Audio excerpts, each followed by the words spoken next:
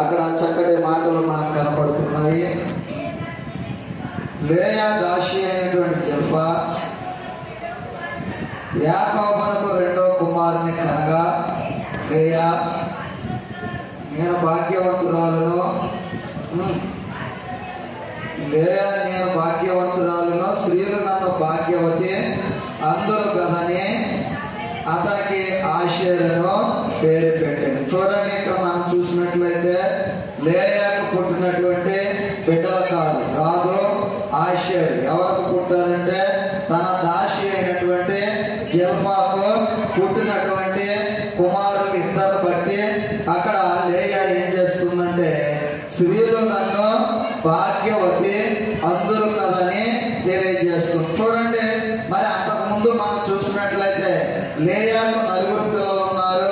నలుగురు పిల్లలు ఉన్నప్పటికీ కూడా వారిని బట్టి తన యొక్క కడుపులో పుట్టినటువంటి బిడ్డలను బట్టి ఈ యొక్క మాట తెలియపరచట్లేదు. కానీ తన దాసి అయినటువంటి జిల్పాకు పుట్టినటువంటి బిడ్డలను బట్టి ఏమని తెలియపరుస్తుందో మనం చూసినట్లయితే లేయా నేను భాగ్యవంతురాలను, స్త్రీలు నన్ను భాగ్యవతి అందరూ కదా అని ఇక్కడ లేయా మాట్లాడుతుంది. అయితే ఈ రోజున చూడండి, మరి బిడ్డలను పొందుకోవటం భాగ్యం అంటారా కాదంటారా?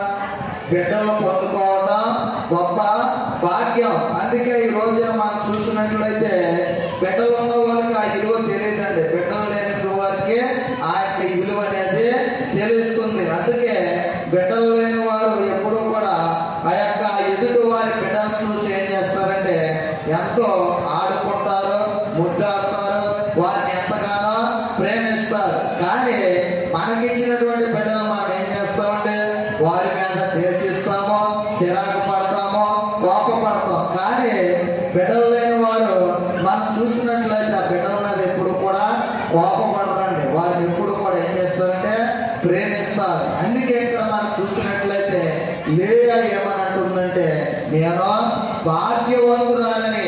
ఎవరు నన్ను అంటారంటే స్త్రీలు నన్ను అంటారని అక్కడ లేయా తెలియపరుస్తుంది.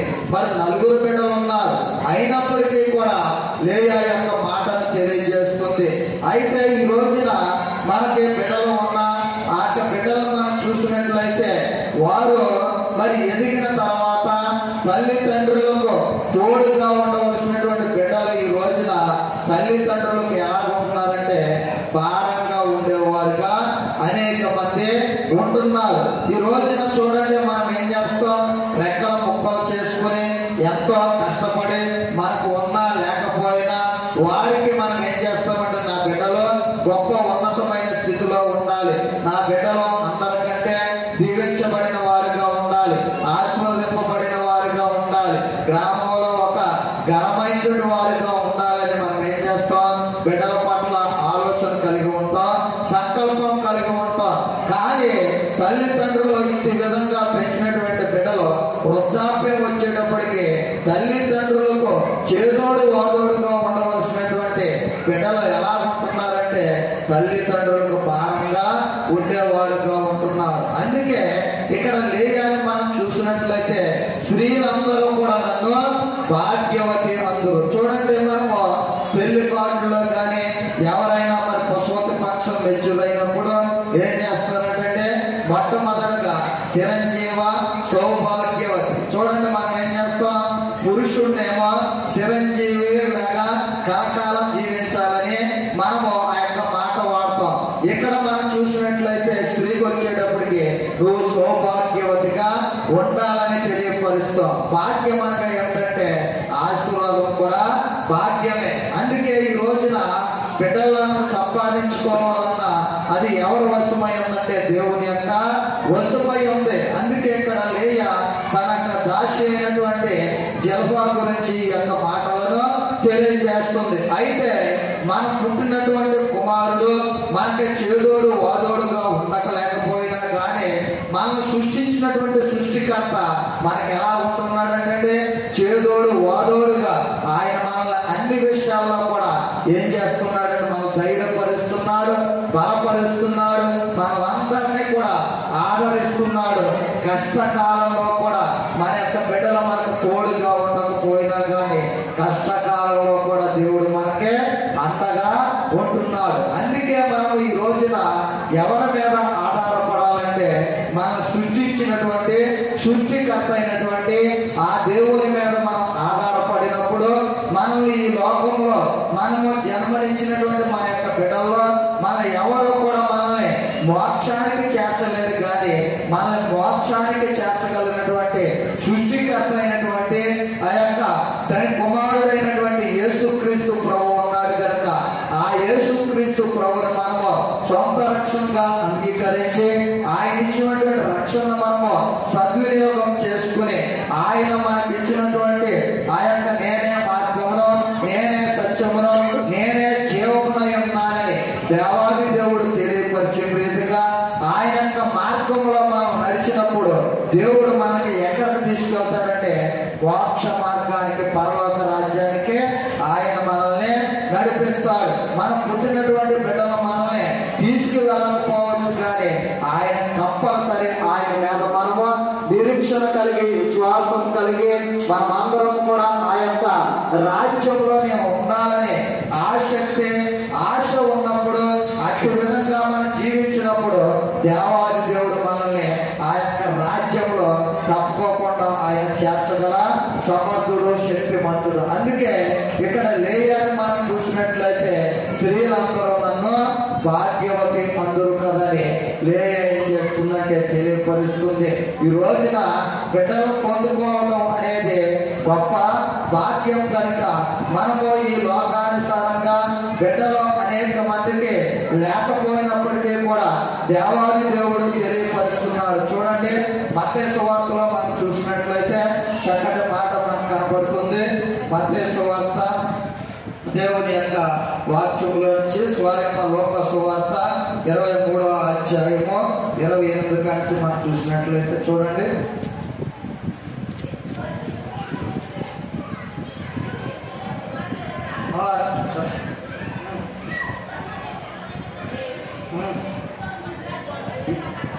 ఇదిగో గొడ్రాలను కనని గర్భములో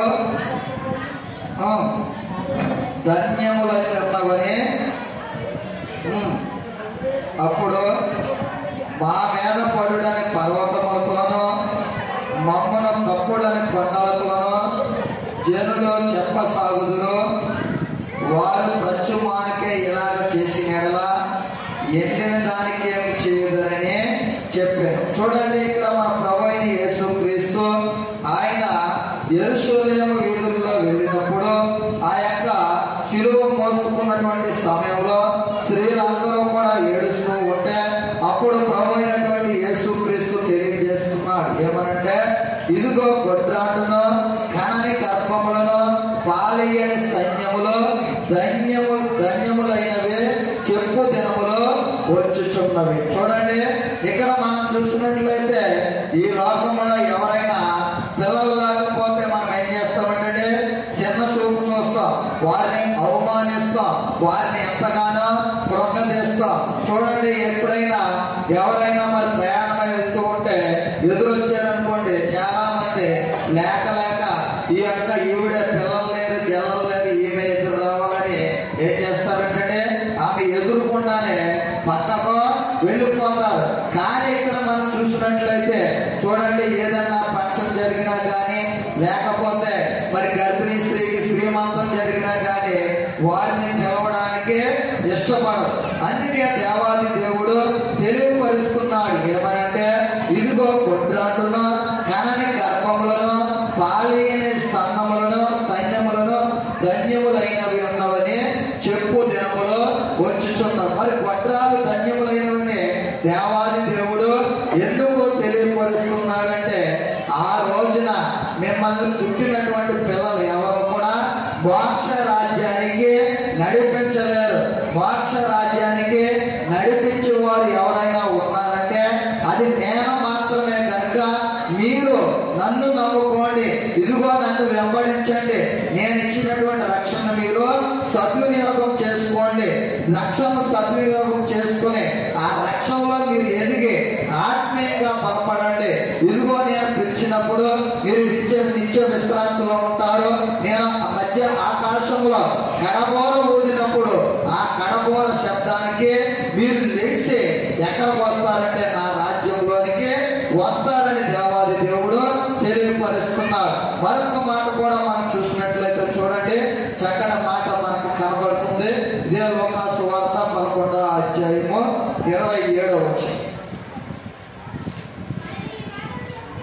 ఆయన ఈ మాటలు చెప్పుచుండగా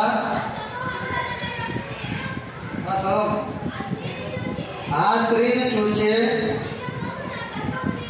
నిన్ను మోసిన గర్భమును నీవు ఉడిచిన స్థానములను ధన్యములైనవని కేకలు వేసి చెప్పగా. చూడండి, ఇక్కడ మనం చూస్తున్నట్లయితే అక్కడ గొడ్రాలు ధన్యములైనవని దేవాది దేవుడు తెలియపరిచాడు. ఇక్కడ మనం చూసినట్లయితే ఆయన ఈ మాటలు చెప్పుచుండగా ఆ సమూహంలో ఉన్న ఒక స్త్రీ ఆయన చూచి, నిన్ను మోసిన గర్భమును నీవు కుడిచిన స్థానములను ధన్యములైనవని కేకలు వేసి చెప్పగా. ఇక్కడ మనం చూసినట్లయితే మరి ఎవరు మోస్తారండి? గర్భం ధరించిన వారే ఏం చేస్తారంటే ఆ యొక్క బిడ్డను 9 నెలలు కూడా ఏం చేస్తారంటే మోస్తారు. అందుకే దేవాది దేవుడు అలాగనే పిల్లలు కలిగిన వారు మాత్రమే ధన్యులని చెప్పలేదు, కానీ పిల్లలు లేని వారిని కూడా దేవాది దేవుడు ధన్యములని చెప్పాడు. మనం ఎప్పుడు కూడా వారిని అవమానించే వారిగా, వారిని కృంగదీసే వారిగా, వారిని బాధ పెట్టే వారిగా మనము ఉండకూడదని దేవుని యొక్క వాక్యం మనకి తేటగా తెలియపరుస్తుంది కనుక అందుకే దేవాది దేవుడు తెలియపరుస్తున్నాడు ఇశ్రాయేలుతో. చూడండి, ద్వితీయోపదేశకాండము 33వ అధ్యాయం మనం చూసినట్లయితే చక్కటి మాట మనకు కనబడుతుంది. ద్వితీయోపదేశకాండము 33వ అధ్యాయము 29వ వచనం. ఇశ్రాయేలు, నీ భాగ్యం ఎంత గొప్పది, యెహోవా రక్షించి నిన్ను పోలిన వాడెవడు. చూడండి, ఇక్కడ మనం చూసినట్లయితే ఇశ్రాయేలు, నీ భాగ్యం ఎంత గొప్పది, యెహోవా రక్షించిన నిన్ను పోలిన వాడెవడు. చూడండి, ఈ రోజున మరి చూడండి, మరి వరదలు వచ్చినాయి. వరదలు వచ్చి అనేక చోట్ల దేశాలన్నీ కూడా ఎలా ఉన్నాయంటే అతలాకుతలంగా ఉన్నాయి. అనేక చోట్ల కనీసం వారి గృహాల్లో కూడా నీరు వెళ్ళిపోయి తినడానికి ఆహారం లేక, కట్టుకోవడానికి వస్త్రాలు లేక, ఉండడానికి మరి ఆ యొక్క నీరు వల్ల వారికి ఎంతగానో ఇబ్బంది కలిగి చాలా వేదనకు గురవుతున్నారు. దేవుడు మనం చూసినట్లయితే దేవుడు తెలియపరుస్తున్నాడు, ఇశ్రాయేలు, నీ భాగ్యం ఎంత గొప్పది, యెహోవా రక్షించిన నిన్ను పోలిన వాడేవాడు. ఈ రోజున దేవుడు మనలందరినీ కూడా రక్షించాడు కనుకనే, క్షేమం ఇచ్చాడు కనుకనే, ఆయన కృప మన పట్ల ఉంది కనుకనే ఈ రోజు వర్షం వచ్చినా కానీ మనం దేవుడి యొక్క సన్నిధానానికి వచ్చి దేవుడి వారం అంతా కూడా దేవుడు మనం కాపాడినటువంటి విధానాన్ని బట్టి మనము ఏం చేస్తున్నామంటే ఆయనకి కృతజ్ఞతాస్తుతులు మనము చెల్లిస్తున్నాం. ఇదంతా కూడా కేవలం మన యొక్క కృప వల్ల, మన యొక్క బలం వల్ల, మన జ్ఞానం వల్ల, మన తెలివితేటల వల్ల, మన శక్తి వల్ల కాదు, కానీ యెహోవా ఇశ్రాయేలు పరిశుద్ధ దేవుడు మనల్ని రక్షించాడు కనుకనే ఈ రోజున మనం ఇంటి విధంగా మనము ఉన్నాము. అందుకే మొట్టమొదటిగా మనం చూసినట్లయితే కుమారులు సంపాదించుకోవటం గొప్ప భాగ్యం. దేవాది దేవుడు ఈ రోజున అందుకే లేయా ఏమనంటుంది, ఆషేరు నువ్వు ఎప్పుడైతే కలిగిన తర్వాత అక్కడ తెలియపరుస్తుంది ఏమనంటే, స్త్రీలందరూ కూడా నన్ను భాగ్యవతి అందరూ కదనే తెలియపరుస్తుంది. ఈ రోజున భాగ్యం అనేది అది మనుషుల వల్ల మనకి కలిగేది కాదు, కానీ దేవుని ద్వారాగే మనకి భాగ్యం అనేది కలుగుతుంది. అందుకే ఎప్పుడు కూడా దేవుని యొక్క సన్నిధానానికి వచ్చి దేవుని యొక్క సన్నిధిలో మనము ప్రార్థన చేసినప్పుడు దేవాది దేవుడు ఆ భాగ్యాన్ని దేవుడు మనకి తప్పకుండా దయచేస్తాడు. ఇక్కడ మనము ఆషేరు గురించి ఆలోచన చేసినట్లయితే అక్కడ మరి తన తండ్రి అయినటువంటి యాకోబు ఆషేరు గురించి ఏమని తెలియపరిచాడో మనం చూద్దాం. చూడండి, దేవుని యొక్క వాక్యం గురించి ఆదికాండము 49వ అధ్యాయము 20వ వచనం. ఆదికాండము 49వ అధ్యాయము 20వ వచనం. ఆషేరు వద్ద శ్రేష్టమైన ఆహారం కలదు, రాజులకు తగిన మధుర పదార్థంలో అతడిచ్చాను. చూడండి, ఆషేరు దగ్గర ఏముందంటే శ్రేష్టమైనటువంటి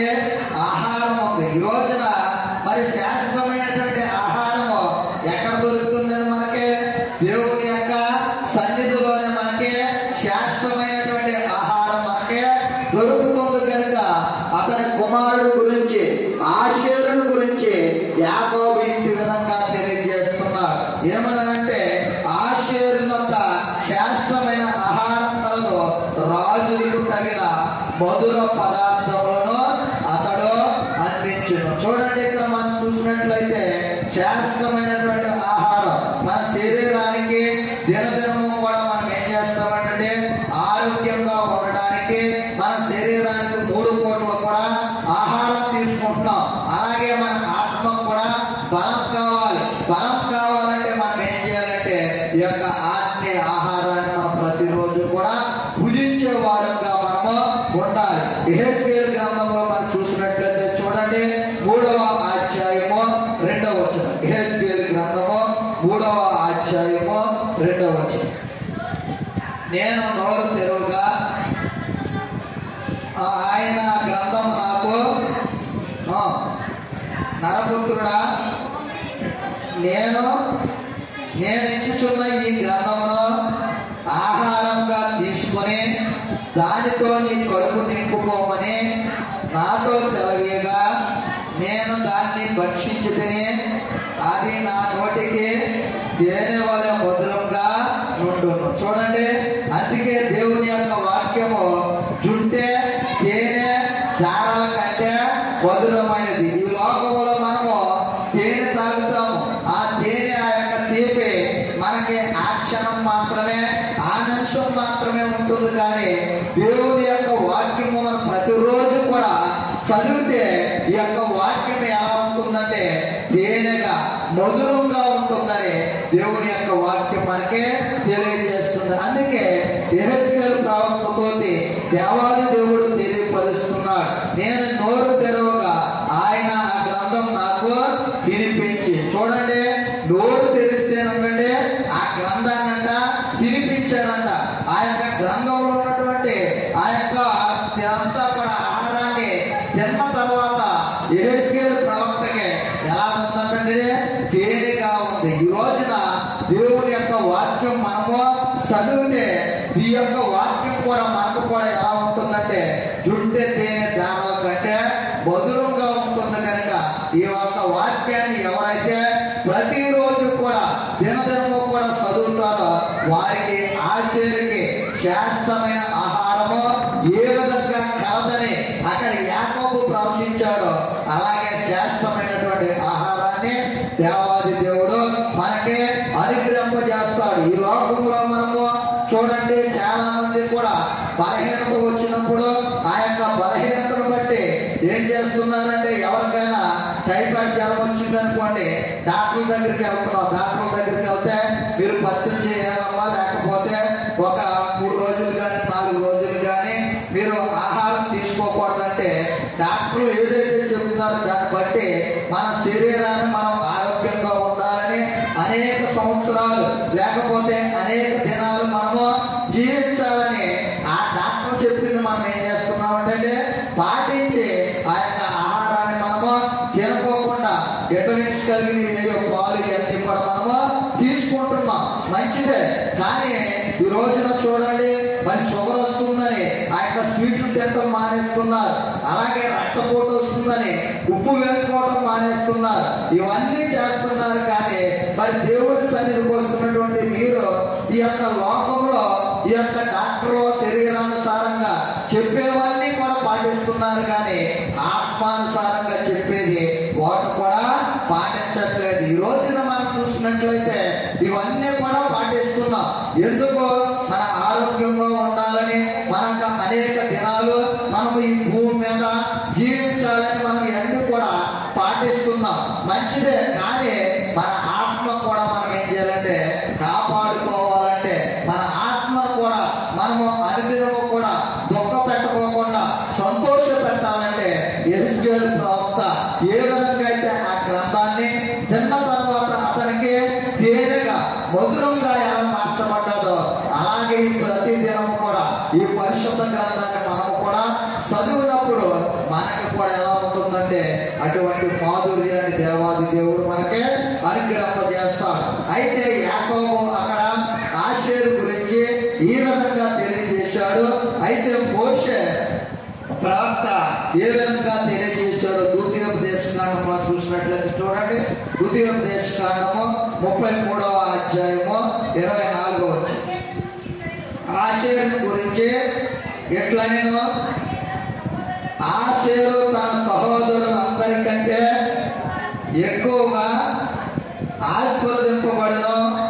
అతడు తన సహోదరులందరికంటే కటాక్షము నొందును, తన పాదములను తైలముతో ముంచుకొను. చూడండి, ఇక్కడ మనం చూసినట్లయితే ఆషేరును మనం చూసినట్లయితే అంతకుముందు సహోదరులు ఉన్నారు.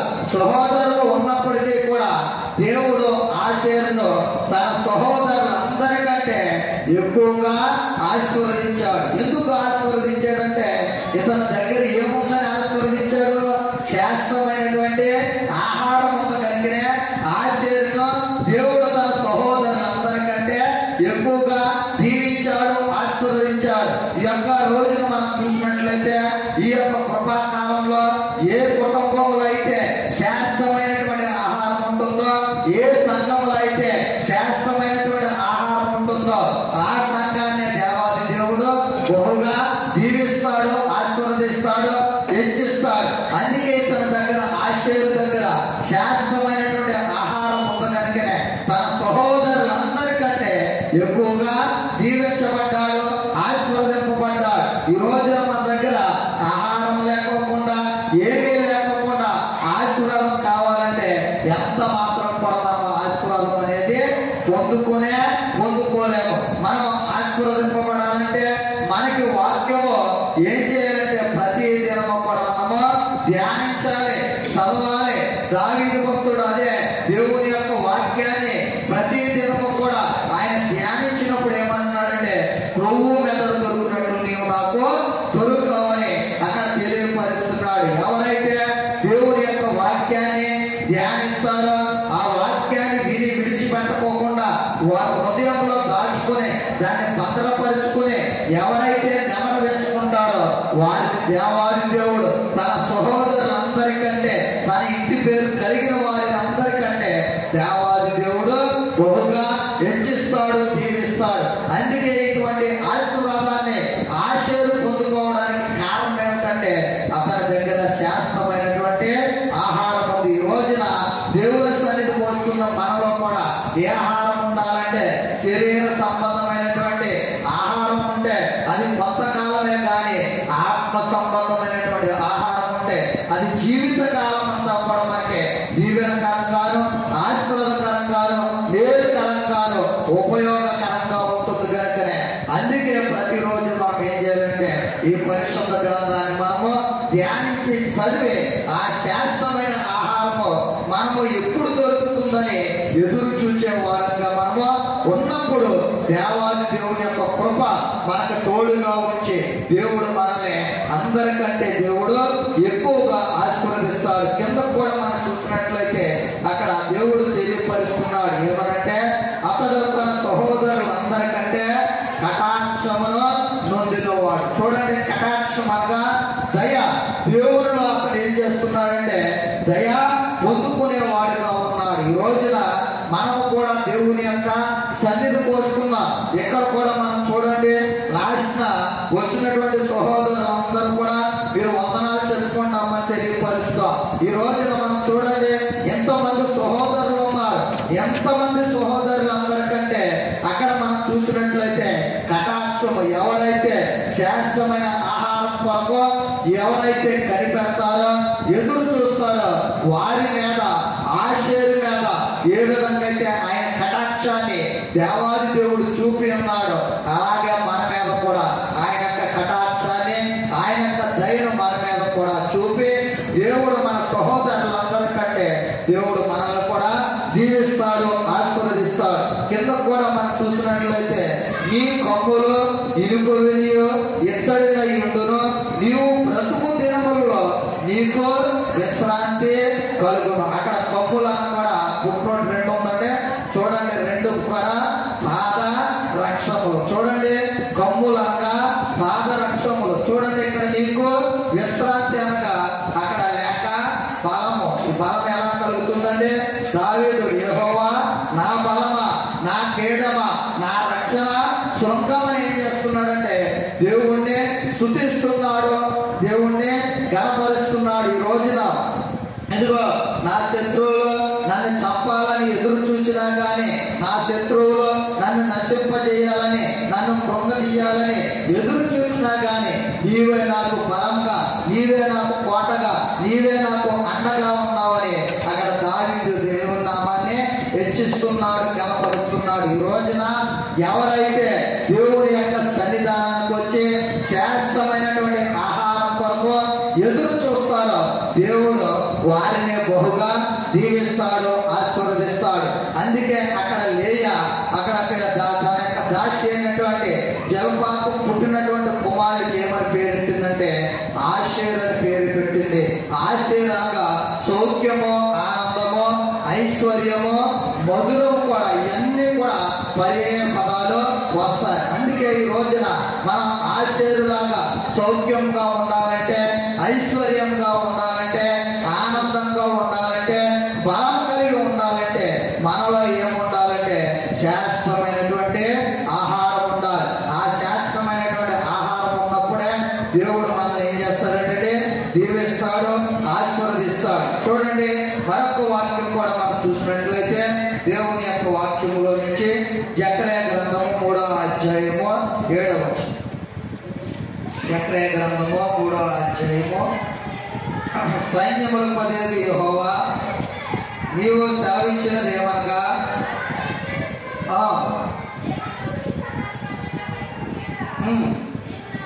నీవు నా మందిరం మీద అధికారివై నా ఆవరణంలో కాపాడువాడు వదువు, మరియు ఎక్కడ నిలబడే వారికి కలిగినట్లు నా సన్నిధిలో నిలుచు భాగ్యము నీకు ఇద్దును. చూడండి, సన్నిధిలో నిలిచే భాగ్యం కూడా ఎవరు ఇవ్వాలంటే దేవుడే ఇవ్వాలి. చూడండి, చాలా మంది కూడా మరి దేవుని సన్నిధికి రావాలని, ఏమైనా సరే ఈ రోజు దేవుని సన్నిధికి వెళ్ళాలి, దేవుని సన్నిధికి వెళ్ళి చాలా రోజులు అయిపోయిందని పొద్దుటే లేచి తలంటుకొని ఫ్రెష్గా ప్రయాణం అయిపోయి ఆరాధన సమయం ఎప్పుడవుతుందని ఎదురు చూస్తారు.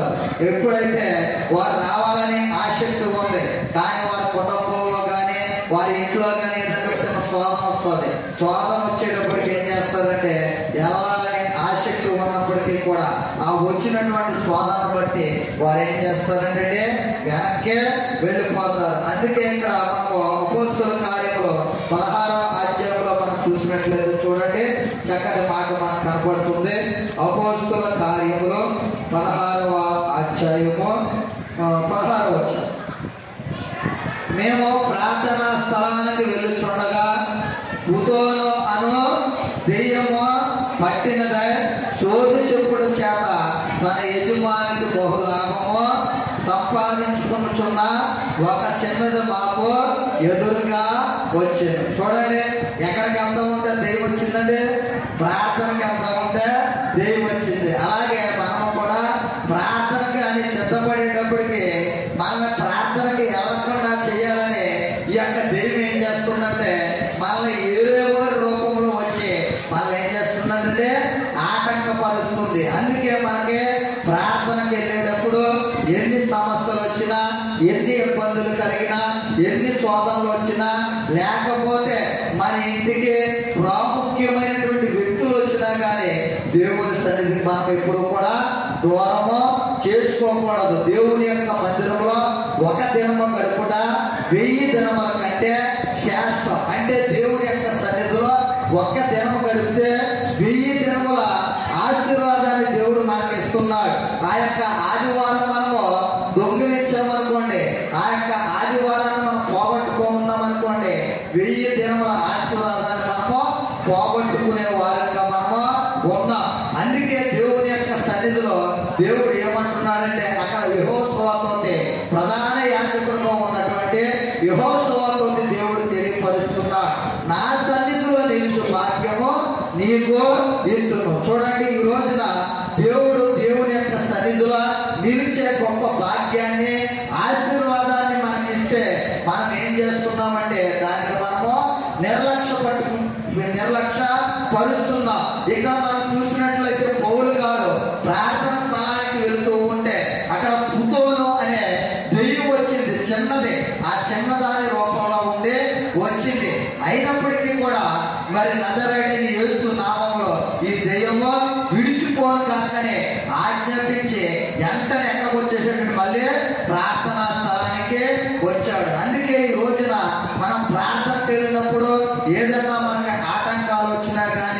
దేవుని యొక్క సన్నిధిలో నేను గడపడమే గొప్ప భాగ్యం అని ఎరిగి మనం అమ్మ మీరు వచ్చారు మంచిదే, నాతో పాటు మీరు కూడా దేవుని సన్నిధికి రండి అని వారిని కూడా ఎంట పెట్టుకొని తీసుకుని వచ్చి ఆ యొక్క ప్రార్థన అయిపోయిన తర్వాత వారికి చేయవలసినటువంటి మర్యాదలు చేస్తే దానిని బట్టి దేవుడు ఎవరిని ఆశీర్వదిస్తాడండి?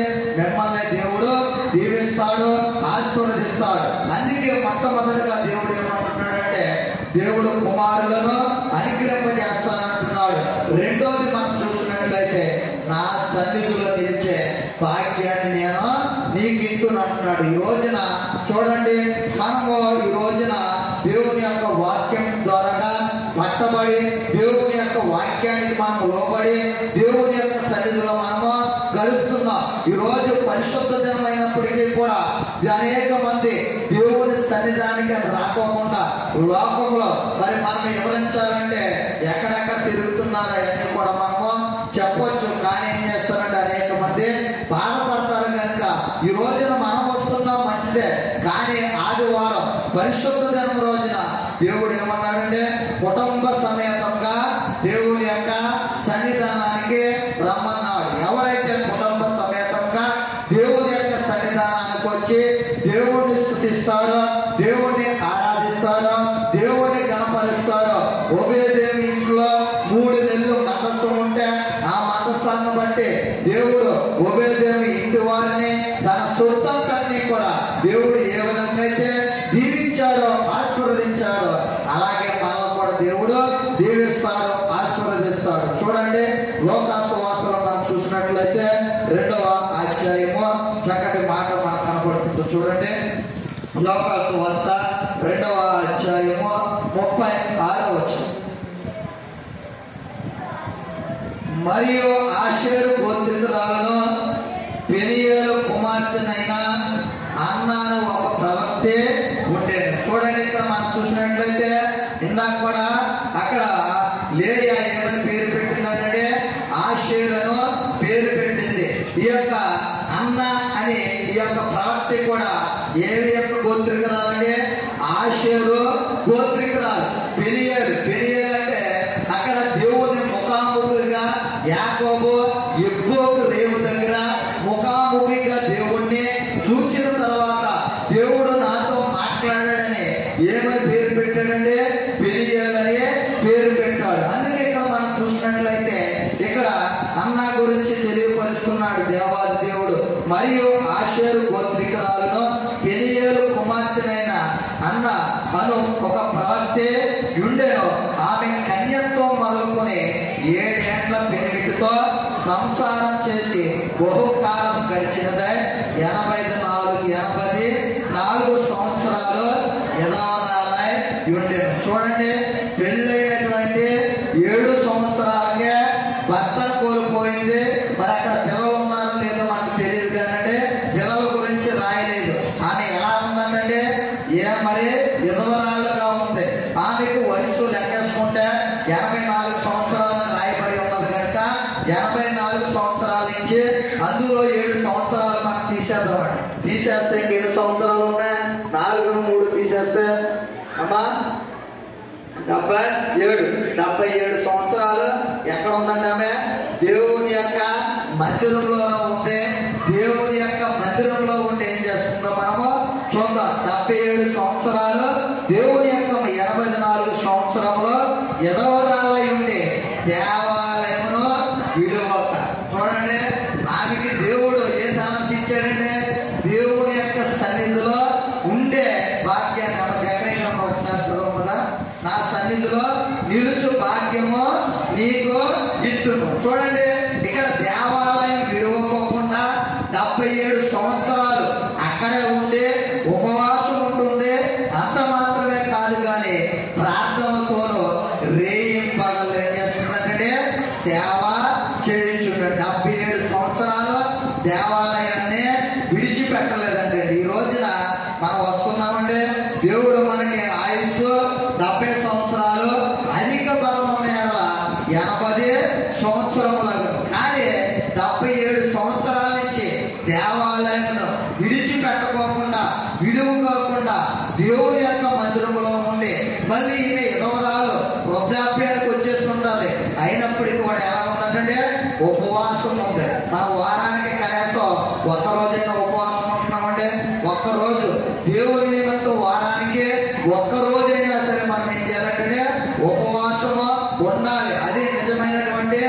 భక్తి. ఉపవాసం ఉన్నప్పుడు మీరు వేషధారుల వలె ఉండొద్దన్నాడు దేవాది దేవుడు. రహస్యమందు దేవునికి మనం ఉపవాసం ఉంటున్నామా లేకపోతే మనము ఏ విధంగా జీవిస్తున్నామో దేవునికి తెలుసు కనుక అందుకే యొక్క అన్నాన్ని మనం చూసినట్లయితే ఎలా ఉందంటే ఉపవాస ప్రార్థనలతోటి రేయింబగల్లో సేవ చేయించి ఉండేది. చూడండి, అక్కడ దేవుని యొక్క సేవకులు ఉంటే ఆ సేవకులకి లేకపోతే మందిరంలో పని ఉంటే ఆ మందిరంలో ఏం చేస్తుందంటే పని చేస్తుంది. ఈ రోజున మనము దేవాది దేవుడు దేవుని యొక్క సన్నిధిలో నిలిచే గొప్ప భాగ్యాన్ని మనకి ఇస్తూ ఉంటే మనం ఏం చేస్తున్నామంటే దాన్ని చేతులారా మనమే వ్యర్థపరుచుకుంటున్నాం, దాన్ని దూరం పరుచుకుంటున్నాం. అందుకే ఈ రోజున మనం చూస్తున్నట్లయితే నేను అంతకుముందు ఇక్కడ సీఆర్గా చేయలేదంటే ఓ రోజున అబ్రాహం గారు వాక్యం చెప్పడానికి రమ్మంటే అప్పుడు వాక్యం చెప్పడానికి వచ్చాను. వస్తే అప్పుడు మీకు ఒక మాట చెప్పాను. ఒక డాక్టర్ ఉన్నారు ఏలూరులో జరిగినటువంటి సంఘటన ఇది నాకు చాలా బాగా గుర్తు. ఏలూరులో ఒక డాక్టర్ ఉన్నారండి. వారు మన యొక్క క్రైస్తవులు అయితే వారు అంతకుముందు ప్రతి ఆదివారం కూడా దేవుడి సన్నిధికి వెళ్ళేవారు. వారి దర్శన భాగం అంతా కూడా తీసుకుని వచ్చేవారు. అయితే ఈ యొక్క అనారోగ్యంగా ఉన్నటువంటి పేషెంట్లు ఎక్కువైపోయిన తర్వాత వారు ఏం చేశారంటే దేవుడి సన్నిధికి రావడం ఏమైపోయారంటే దూరం అయిపోయారు. దూరం అయిపోయిన తర్వాత ఎప్పుడైతే దూరం అయిపోయారో ఆ యొక్క సేవకుడు తెలియపరుస్తున్నాడు. ఏమనంటే అయ్యగారు మీరు బాగా వస్తున్నారు, మంచిదే. అంతకుముందు దర్శన భాగాలు ఇచ్చేవారు, మంచిదే. అయితే ఇప్పుడు మీరు దేవుడి సన్నిధికి దూరం అయిపోయారు. ఆయన ఏమన్నారంటే ఇదిగోండి మరి పేషెంట్లు ఎక్కువైపోయారు, ఆదివారం కూడా చూడకపోతే మరి చాలా ఇబ్బంది కలుగుతుంది, మరి పేషెంట్లు కూడా చూసుకోవడం మంచిదే కదని వారు ఏం చేశారు, ఈ యొక్క సేవకులకు తెలియపరిచారు. తెలియపరిచిన తర్వాత ఒక రోజున మరి ఈయన ఏం చేశాడంటే ఈ యొక్క డాక్టర్ అనే వ్యక్తి గడ్డం తీసుకుంటున్నాడంటే గడ్డం తీసుకుంటూ బ్లేడ్ అక్కడ పెట్టుకున్నాడంటే అలాగే ఈ యొక్క కత్తిరి కూడా అక్కడ పెట్టుకున్నాడంట. పెట్టుకున్న తర్వాత ఒక ఇద్దరు కుమారులు ఉన్నారు. ఇద్దరు కుమారులు ఉంటే ఆ యొక్క ఇద్దరు కుమారులు కూడా ఈ యొక్క ఆడుకుంటూ ఏం చేశారంటే ఈ యొక్క బ్లేడ్ తీసుకుని అనుకోకుండా తెగదనుకుని ఈ బ్లేడ్ ని కూరకడ పెద్ద కుమారుడికి కోసేసాడు. కోసేసిన తర్వాత తల్లేమో అక్కడ ఉంది. ఈ యొక్క షాకు ఎప్పుడైతే తగిలిన తర్వాత ఆ యొక్క కళ్ళు తిరిగి ఆ యొక్క తల్లి వెంటనే పడిపోయింది. పడిపోయిన తర్వాత ఈ యొక్క కుమారుడిని బ్రతికించుకుందామని కారులో తీసుకెళ్దామని కారులోకి ఎక్కించుకుంటున్నాడని ఈ యొక్క ఎప్పుడైతే ఈ యొక్క చిన్న కుమారుడికి ఇలా జరిగిన తర్వాత అప్పుడు వెంటనే ఆ కుమారుడు ఏం చేశాడంటే కారు కింద ఉన్నాడండి. కారు కింద ఉంటే అక్కడ తండ్రికి తెలియకపోతే తీసుకెళ్దాం అనుకునేటప్పటికి ఆ యొక్క వెనకాల టైరు ఈ యొక్క కుమారుడి మీద ఎక్కేసేటప్పటికి వెంటనే అక్కడ చనిపోయాడు. ఆ యొక్క కుమారుడు మధ్యదారిలోకి వెళ్ళేటప్పటికి ఆ కుమారుడు కూడా చనిపోయాడండి. చనిపోయిన తర్వాత ఆ యొక్క తల్లి నెట్లొచ్చేసింది. ఇప్పుడు వైద్యుకి జరిగినటువంటి సంఘటన, యథార్థ సంఘటన వైద్యులు మెంటల్ హాస్పిటల్లో ఇప్పుడు కూడా ఆవిడ ఉంది. అందుకే దేవుడు మనం చూడండి నా యొక్క సన్నిధిలో నిలుచు భాగ్యము నీకు ఇస్తున్న దేవుని యొక్క సన్నిధిలో నిలిచే భాగ్యాన్ని మనకి ఇస్తూ ఉంటే మనం ఏం చేస్తున్నాం అంటే దాన్ని చేతులారా మనము పోగొట్టుకుంటున్నాం. ఇక్కడ మనము మనం చూసినట్లయితే ఒక ప్రవక్తే యువరాళ్ళు అయినప్పటికీ కూడా దేవుని యొక్క దేవాలయాన్ని విడువలేదు. దేవుని యొక్క దేవాలయాన్ని విడుకోకుండా దేవుని యొక్క దేవాలయంలోనే 77 సంవత్సరాలు ఉంటూ ఏం చేస్తుందంటే ఉపవాసంతో ప్రార్థన చేస్తూ రేయింపగలు కూడా అక్కడ సేవ చేస్తుంది. అందుకే ఈ రోజున దేవుని యొక్క సన్నిధిలో నిలిచే గొప్ప భాగ్యాన్ని దేవుడు మనకి అనుగ్రహింపజేస్తూ ఉంటే దాన్ని చేతులారా మనము పోగొట్టుకుంటే అది రేపొద్దున మనకి శాపం కలుగుతుంది. కనుక మనము ఎప్పుడూ కూడా దేవుడితో సహవాసం చేయబడ్డాం, మరి పిలవబడిన వారు ఏర్పరచుకున్న వారు కనుక దేవుడు ఇచ్చినటువంటి ఈ యొక్క మంచి సమయాన్ని ఎప్పుడు కూడా మనము అజ్ఞానుల వలె కాకుండా జ్ఞానం కలిగి సద్వినియోగం చేసుకునే వారమై ఉన్నామని పరిశుద్ధ గ్రంథం మనకే తెలియజేస్తూ మొట్టమొదటిగా కుమారుడు సంపాదించుకోవడం భాగ్యం. రెండోది మనం చూసినట్లయితే నా సన్నిధిలో నిలిచి భాగ్యము నీకు సమీపం. దేవుడు మనకే దేవుని యొక్క సన్నిధిలో సహాసం చేసే గొప్ప భాగ్యాన్ని దేవాది దేవుడు మనకే అనుగ్రహింపజేశాడు కనుక దేవుని యొక్క మందిరానికి మనము దూరం కాకుండా దేవుని యొక్క మందిరానికి ఎల్లప్పుడూ కూడా వచ్చి మనము దేవుడు ఇచ్చినటువంటి మంచి సమయాన్ని సద్వినియోగం చేసుకునే వారమై ఉందాం. మరొక వాక్యం కూడా చూద్దాం. చూడండి, 3వ మాటగా యాకోబు రాసినటువంటి పత్రిక 2వ అధ్యాయము 5వ వచనం. యాకోబు రాసినటువంటి పత్రిక. నా ప్రియ సహోదరులారా, ఆలకించుడి. ఈ లోక విషయంలో విశ్వాసం ఈ లోక విషయంలో దరిద్రులైన వారిని విశ్వాసమందు భాగ్యవంతులుగాను, తాను ప్రేమించే వారికి తాను వాగ్దానం చేసిన రాజ్యములకు వారసులుగా ఉండుటకు దేవుడు ఏర్పరచుకోనలేదా? చూడండి, ఇక్కడ దేవుడు తెలియపరుస్తున్నాడు. ఈ లోక విషయంలో దరిద్రులైన వారిని విశ్వాసమందు భాగ్యవంతులుగా, ఎవరైతే దరిద్రులుగా ఉన్నారో, ఎవరైతే దీనత్వంలో ఉన్నారో, ఎవరైతే పెంట కుప్పల మీద ఉన్నారో వారందరినీ కూడా దేవుడు ఈ రోజున వారి కుటుంబంలో ఉన్నటువంటి దరిద్రతను, వారి కుటుంబంలో శాపాన్ని, వారి కుటుంబంలో ఉన్న కీడునంతటినీ కూడా తొలగించి దేవుడు ఏం చేశాడంటే ఈ రోజున వారిని ఐశ్వర్యవంతులుగా, ధనవంతులుగా దేవాది దేవుడు చేశాడు. అందుకే అక్కడ చక్కటి మాట మనకు కనపడుతుంది. ఈ లోక విషయంలో దరిద్రులైన వారిని విశ్వాసమందు, ఎవరైతే దేవుని యందు విశ్వాసం ఉంచుకున్నారో, ఎవరైతే నమ్మిక ఉంచుకున్నారో, ఎవరైతే పూర్తిగా ఆయన మీద ఆనుకుంటున్నారో వారినే దేవుడు ఏం చేస్తున్నాడంటే భాగ్యవంతులుగా చేస్తున్నాడు. అందుకే ఇందాక మనం చదువుకున్నాం. చూడండి, కీర్తన గ్రంథంలో చక్కటి మాట మనకు కనపడుతుంది. 113వ అధ్యాయంలో మనం చూసినట్లయితే దేవుడు 8వ వచనం, ఆయన నేల నుండి దరిద్రులను లేవనెత్తువాడు, పెంట కుప్పల మీద నుండి పేదలను పైకెత్తువాడు. చూడండి, నేల నుండి అంటే మరి దరిద్రులు ఎక్కడ ఉంటారంటే బాగా చూడండి, డబల్ స్టేర్ బిల్డింగ్లోను లేకపోతే డాబాల్లోను బంగ్లాలో ఉంటారు కదండి. దరిద్రులు ఎక్కడ ఉంటారంటే నేల మీద ఉంటారు. నేల మీద ఉన్న వారిని దేవుడు ఏం చేస్తున్నాడంటే ఆయన నేల నుండి దరిద్రులను లేవనెత్తువాడు. ఎక్కడికి లేవనెత్తుతున్నాడు?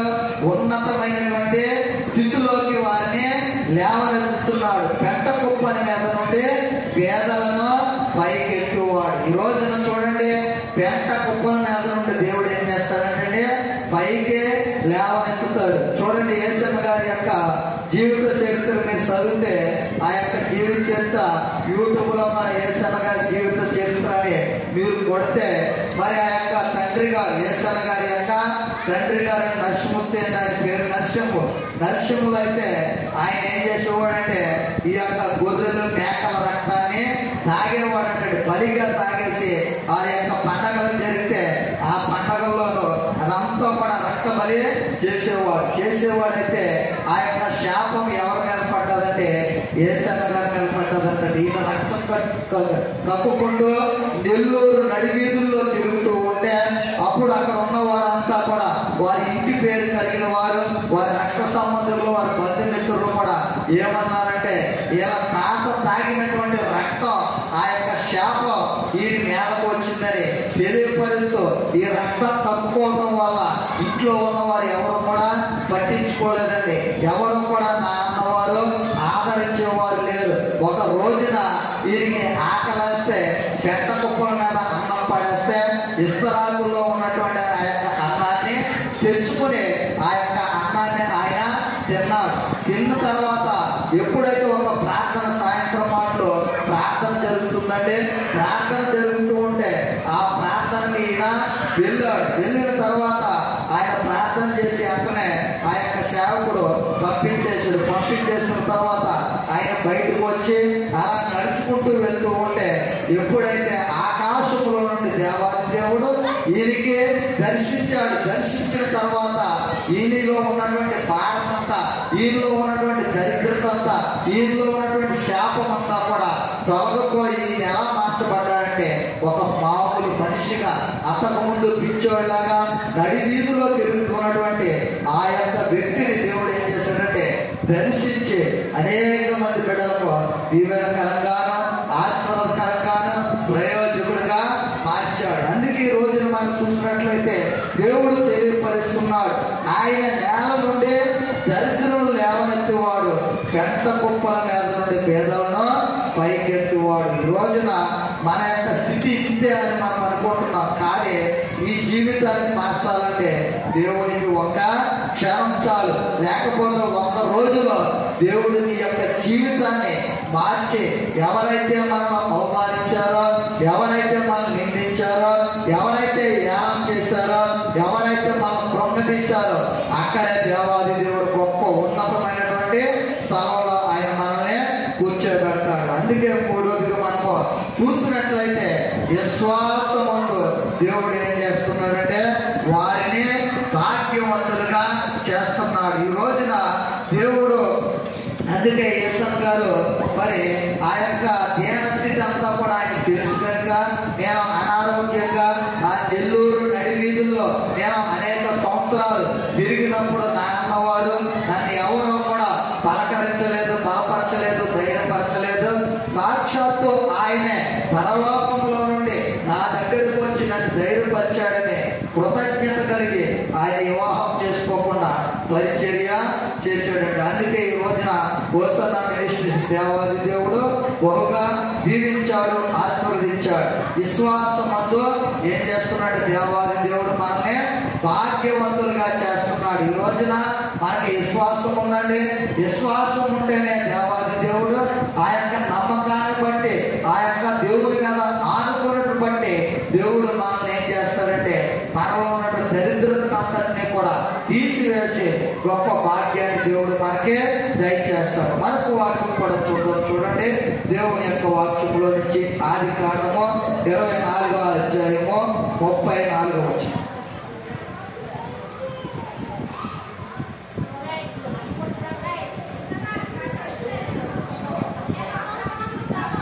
నేను అబ్రహాము దాసుడను, అబ్రహాము నా యజమాని బహుగా ఆశీర్వదించను కనుక గొప్పవాడు ఆయన. చూడండి, ఇక్కడ మనం చూసినట్లయితే అబ్రహాం గురించి ఎలియాజరు ఏం చేస్తున్నాడంటే సాక్ష్యం చెబుతున్నాడు. ఏమనంటే ఇక్కడ దేవుని యొక్క వాక్యములో నుంచి అంతటా అతడు ఎట్లను, నేను అబ్రహాము దాసుడను, యెహోవా నా యజమానుని బహుగా ఆశీర్వదించను కనుక అతడు గొప్పవాడాయను. ఆశీర్వదించాల్సింది ఎవరంటే దేవుడు మనల్ని ఆశీర్వదించాలి. దేవుడు మనల్ని ఆశీర్వదిస్తే మనము కూడా అబ్రహాము వలె గొప్పవాడిగా మనము ఉంటాం. ఇక్కడ మనం చూసినట్లయితే అబ్రహాము అంత గొప్పవాడిగా ఉండడానికి అబ్రహాము దేవుడు పిలిచినప్పుడు ఆ పిలుపును బట్టి వచ్చాడు కనుకనే, దేవుడికి విధేయత చూపించాడు కనుకనే దేవుడు అబ్రహాముని బహుగా దీవించాడు, ఆశీర్వదించాడు. అందుకే లాబాను ఇక్కడ తెలియపరుస్తున్నాడు ఎలియాజరుతో ఏమనంటే, ఆశీర్వదింపబడిన వారులారా బయట నిలవనేలా లోపలికే రమ్ము. ఇప్పుడు ఈ రోజున దేవుని ద్వారా మనము ఆశీర్వాదాలు పొందుకుంటున్నా, మేలులు పొందుకుంటున్నా, ఉపకారాలు పొందుకుంటున్నా.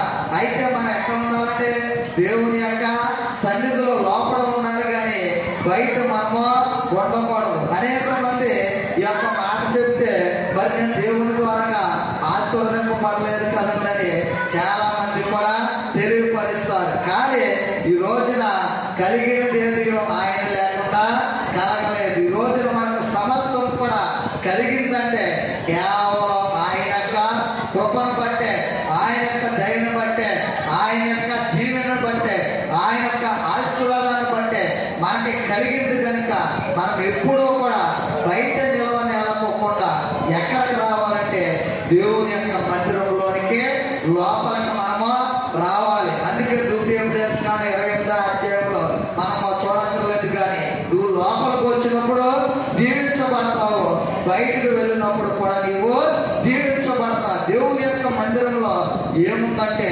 దీవెన ఉంది, ఆశీర్వాదం ఉంది కనుక ఆ దీవెన మనం పొందుకోవాలంటే మనం ఎలా రావాలంటే విశ్వాసమును బట్టి ఎప్పుడైతే మనం వస్తామో అప్పుడే మన యొక్క విశ్వాసాన్ని బట్టి దేవాది దేవుడు మన కుటుంబంలో ఉన్నటువంటి దరిద్రతను అంతటినీ కూడా తీసివేసి దేవుడు మనల్ని గొప్ప భాగ్యవంతులుగా దేవాది దేవుడు చేస్తాడు. చూడండి, ఆయన ప్రేమించే వారిని దేవుడు ఏమి కలుగు చేస్తాడో మనం చూసినట్లయితే సామెతల గ్రంథము 8వ అధ్యాయము 21వ వచనం.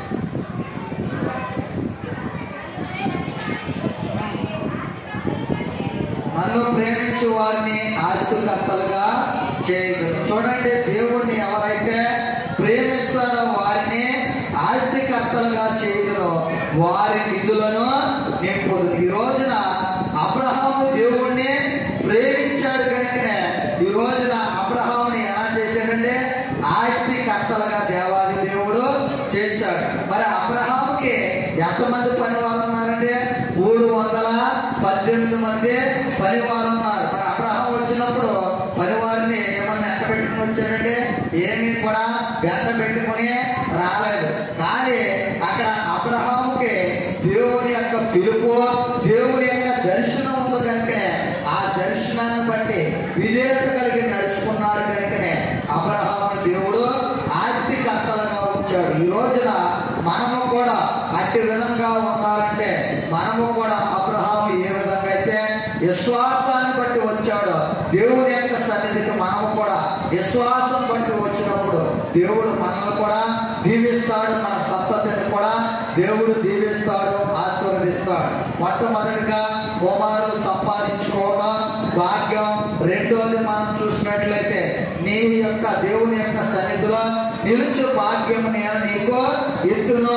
మూడోది మనం చూసినట్లయితే విశ్వాసాన్ని బట్టి దేవుడు మనల్ని భాగ్యవంతులుగా చేస్తున్నాడు. నాలుగోది కూడా మనం చూడండి, చక్కటి మాట మనకు కనబడుతుంది. 2 మాటలు చెప్పి ఇది వరకు దేవుని కృపను బట్టి 7 మాటలు చెప్పేవారు, ఇప్పుడు మరి 2 తగ్గించాము, 5 మాటలు చెప్పి ముగిస్తాను దేవుని యొక్క వాక్యాన్ని.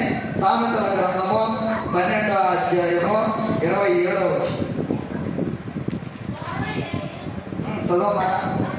సోమరి వేటాడినను పట్టుకొనడు, చురుకుగా నుండుట గొప్ప భాగ్యం. చూడండి, ఎలా ఉండుట భాగ్యం అంటే చురుకుగా నుండుట గొప్ప భాగ్యం. మన చురుకు అనేది ఎప్పుడు వస్తుందండి? మన ఆరోగ్యంగా ఉన్నప్పుడు, మనం పుష్టిగా ఉన్నప్పుడు, మనం సొత్తు కలిగి ఉన్నప్పుడు మనలో చురుకు అనేది వస్తుంది. మరి చురుకు కావాలంటే దేవుని యొక్క ఇదే సామెతల గ్రంథంలో యెహోవా యందు భయభక్తులు కలిగి ఉంటే దీర్ఘాయుకు మూలం. మనకి దీర్ఘాయం కావాలంటే మనం ఎవరి యందు భయభక్తులు కలిగి ఉండాలంటే దేవుని యందు మనము భయభక్తులు కలిగి ఉన్నప్పుడు దేవుడు మనకి ఏం చేస్తాడంటే మన యొక్క దేహానికి సొత్తువును ఆరోగ్యాన్ని దేవాది దేవుడు మనకి అనుగ్రహింపజేస్తాడు. దేవుని యందు భయభక్తులు కలిగి జీవించుకోకుండా మన ఇష్టానుసారంగా మనం జీవించినప్పుడు మనకు చురుకుతనం అనేది ఉండదు, ఆరోగ్యం అనేది కూడా ఉండదు. ఎక్కువగా మనము బలహీనతలకు లోనవుతాం. చూడండి, సామెతల గ్రంథము 3వ అధ్యాయము మనం చూసినట్లయితే సామెతల గ్రంథము 3వ అధ్యాయము 7వ వచనం కానీ చదువుతున్నామండి. నేను జ్ఞానిని కదా అని నువ్వు అనుకొనవద్దు, యెహోవా యందు భయభక్తులు కలిగి చెడుతనము విడిచిపెట్టుము, అప్పుడు నీ దేహమునకు ఆరోగ్యమును నీ ఎముకలకు సొత్తువ కలుగు. ఎప్పుడు వస్తుందంటే మనకు ఆరోగ్యము? మనము చెడుతనము విడిచిపెట్టినప్పుడే మనకేం కలుగుతుందంటే ఆరోగ్యం కలుగుతుంది. తర్వాత సొత్తు కూడా దేవాది దేవుడు మనకే అనుగ్రహింపజేస్తాడు, శక్తిని దేవుడు మనకే దయచేస్తాడు. అందుకే ఈ రోజున మరి అక్కడ సోమారి ఎంత వేటాడినా కానీ దాన్ని ఏం చేయడంటే పట్టుకోనలేడు. ఈ రోజున అందుకే చురుకుగా ఉండుట గొప్ప భాగ్యం. ఈ రోజున మనము దేవుని యొక్క సన్నిధిలో ఎలా ఉండాలంటే నీరసంగా, బద్ధకంగా, లేకపోతే ఏదో పోగొట్టుకున్న వారిగా, దిగులుగా మనం ఉండకూడదు. కానీ ఎలా మనం ఉండాలంటే చురుకుగా మనము ఉండాలి. చురుకుగా ఎప్పుడైతే మనం దేవుని యొక్క సన్నిధిలో మనం ఉంటామో అప్పుడే దేవుడు గొప్ప భాగ్యాన్ని దేవుడు మనకే దయచేస్తాడు. ఎవ్రీ స్త్రీలు మనం చూసినట్లయితే చూడండి, అక్కడ మనకి నిర్గమకాండంలో చక్కటి మాట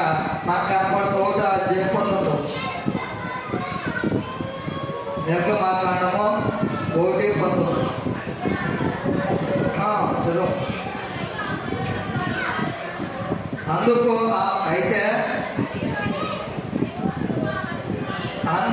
ఆ మంత్రస్నానంలో ఎబ్రీ స్త్రీలు ఐగుప్తు స్త్రీల వంటి వారు కారు, వారు చురుకైన వారు. ఏ స్త్రీలు అంటే వీరు ఎబ్రీ స్త్రీలు. అంటే ఎబ్రీలు అంటే అర్థం ఏంటంటే ఎబ్రీలా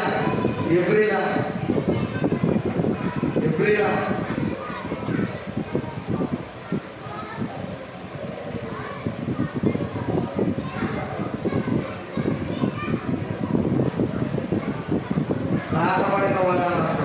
ఐగుప్తు దేశాన్ని వారు దాటారు, యోర్దాను నదిని వారు దాటారు. అందుకే ఎబ్రీలు ఏమంటారంటే దాటబడిన వారు అని అర్థం. అందుకే ఇక్కడ మనం చూసినట్లయితే దేవుడు తెలియపరుస్తున్నాడు. అందుకు ఆ మంత్రస్నానంలో ఎబ్రీ స్త్రీలు ఐగుప్తు స్త్రీల వంటి వారు కారు, వారు చురుకైన వారు.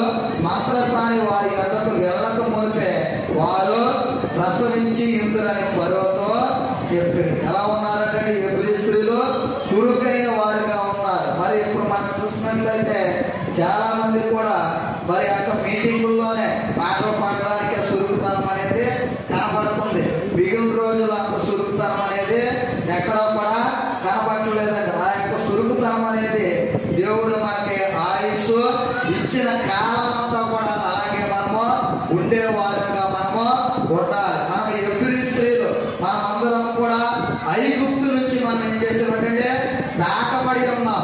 అంటే ప్రత్యేకింపబడిన వారుగా ఉన్నాం, ఏర్పరచబడిన వారుగా ఉన్నాం, పిలవబడిన వారుగా మనం ఉన్నాం. కనుక మనం ఏం చేయాలంటే దేవుని యొక్క సన్నిధిలో మనము చురుకుగా ఉండుట గొప్ప భాగ్యం అని దేవాది దేవుడు తెలియపరుస్తున్నాడు. కనుక మనం ఎప్పుడూ కూడా నీరసంగా, బద్ధకంగా, సోమరిగా ఉండకోకుండా చలాకీగా, చురుకుగా మనము దేవుని యొక్క సన్నిధిలో సహవాసం చేసేవారుగా మనం ఉన్నప్పుడు దేవాది దేవుడు చురుకు కలిగిన వారి దేవుడు ఏమంటాడమ్మా? సమయంలో చురుకుగా నుండుట గొప్ప భాగ్యం. చూడండి, చురుకుగా నుండుట గొప్ప భాగ్యాన్ని దేవుడు మనకి అనుగ్రహింపజేస్తున్నాడు. కనుక మనం చేసే ప్రతి పనిలో కూడా మనము చక్కగా శ్రద్ధ కలిగి మనం పనిచేసినప్పుడు దేవాది దేవుడు అట్టి కృప మనకే దయచేస్తారు. చూడండి, సామెతల గ్రంథంలో కూడా చక్కటి మాట మనకు కనపడుతుంది. ప్రసంగి గ్రంథం అండి, ప్రసంగి గ్రంథం 5:18.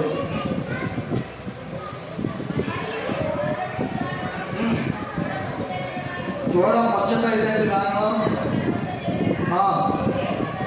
దేవుడు తనకు నియమించిన ఆయుష్కాల దినములన్నీ ఒకడు అన్నపానములు పుచ్చుకొనుచు తన కష్టార్జితం అంతటి వలన క్షేమంగా బ్రతుకుటయే ఇదియే వారికి భాగ్యము. చూడండి, ఇక్కడ దేవుడు అంటే మనకి నియమించినటువంటి దినములన్నీ కూడా అన్నపానములు పుచ్చుకొనుచు తన కష్టార్జితం వలన క్షేమంగా బ్రతుకుటయే గొప్ప ఇదియే భాగ్యం. ఈ రోజున దేవుడు మనకి నియమించినటువంటి దినములన్నీ కూడా మనం ఎలా ఉండాలంటే క్షేమంగా ఉండాలి. అలాగే దేవుడు మనకి ప్రతిరోజు కూడా మనకి ఆయన సెలవు లేకుండా భోజనం చేసిన వారు ఎవరు కూడా లేరని దేవుని యొక్క వాక్యం మనకి తెలియజేస్తుంది. ఈ రోజున మనం ఆహారం తినాలన్నా కూడా, నీళ్లు తాగాలన్నా కూడా అది ఎవరి యొక్క కృప ఉందంటే దేవుని యొక్క కృప ఉంది. ఇదేంటో గారు దేవుడు సెలవు ఇవ్వకుండా నేను ఎలాగా ఆహారం తింటామని మీరు అనుకుంటారా? చూడండి, ఆహారం మీరు వండుకుంటారు, సాయంత్రం అవుతుంది. సాయంత్రం అయిన తర్వాత మీకు కానీ మీ యొక్క యజమానికి కానీ చిన్న గొడవ వస్తుంది. చిన్న గొడవ వచ్చిన తర్వాత ఆ గొడవను బట్టి వండుకున్నటువంటి అన్నం అంతా గుంట్లో అలాగే ఉంటుంది. ఎవరికి వారే అన్నం జరపకుండా ఏం చేస్తారంటే ఈ పక్కనేమో ఒకరు, ఆ పక్కనేమో ఒకరు, పెడమొత్తంగా వారు నిద్ర వస్తారు. అందుకే ఇక్కడ మనం చూసినట్లయితే ఆయన సెలవు లేకోకుండా మనము ఆహారం కూడా తినవచ్చు. దేవుడు అందుకే తెలియపరుస్తున్నాడు. అమ్మా, తెలియని వివరాలు ప్రసంగి 5:18 ఇక్కడ దేవుడు తెలియపరుస్తున్నాడు. దేవుడు తనకు నియమించిన ఆయుష్కాల దినములని ఒకడు అన్నపానములు పుచ్చుకొనుచు తన కష్టార్జితం అంతటి వలన క్షేమంగా బ్రతుకుటే. చూడండి, తన కష్టార్జితం అంతటి వలన కూడా ఎలా బ్రతకాలంటే క్షేమ క్షేమంగా బ్రతకాలి. క్షేమం మనకి కావాలంటే అది ఎవరి దగ్గర ఉందండి? దేవుని యొక్క ఉంది కనుకనే ఎవరైతే దేవుని యొక్క సన్నిధానానికి ఎవరైతే వస్తారో అప్పుడే దేవాది దేవుడు వారికి.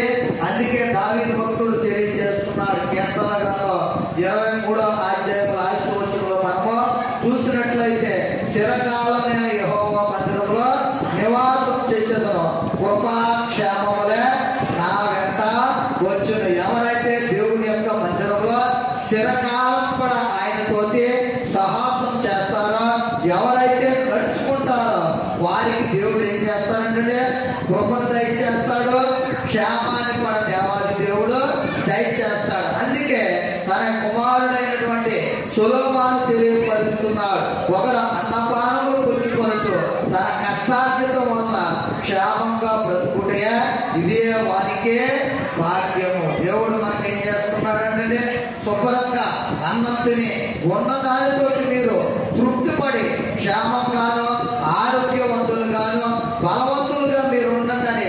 ఈ దీవెన ఇస్తూ ఉంటే మనం లేనిపోని దానికి వెళ్ళి ఏం చేస్తున్నామంటే ఉన్నదాన్ని కూడా మనము పోగొట్టుకునే వారిగా మనము ఉంటున్నాం. అందుకే నాలుగోలుగా మనం చూసినట్లయితే దేవుడు తెలియపరుస్తున్నాడు ఏమనంటే సురుకుగా ఉండుట గొప్ప భాగ్యం. మరి చాలా ఉందంటే టైం చూస్తూ ఇప్పుడుగే మరి 12:30 అయిపోతుంది. మాట చెప్పి ముగిస్తాను. ఈ యొక్క సురుకులోనే దినవృత్తాంతాల గ్రంథం రాసుకుంటే చెప్పను కానీ 2వ దినవృత్తాంతాల గ్రంథము 2వ అధ్యాయము 13వ వచనం అక్కడ సొలొమోను మందిరం కట్టించినప్పుడు హీరాము అక్కడ ఊరు అనే ఒక అతను ఉంటాడండి.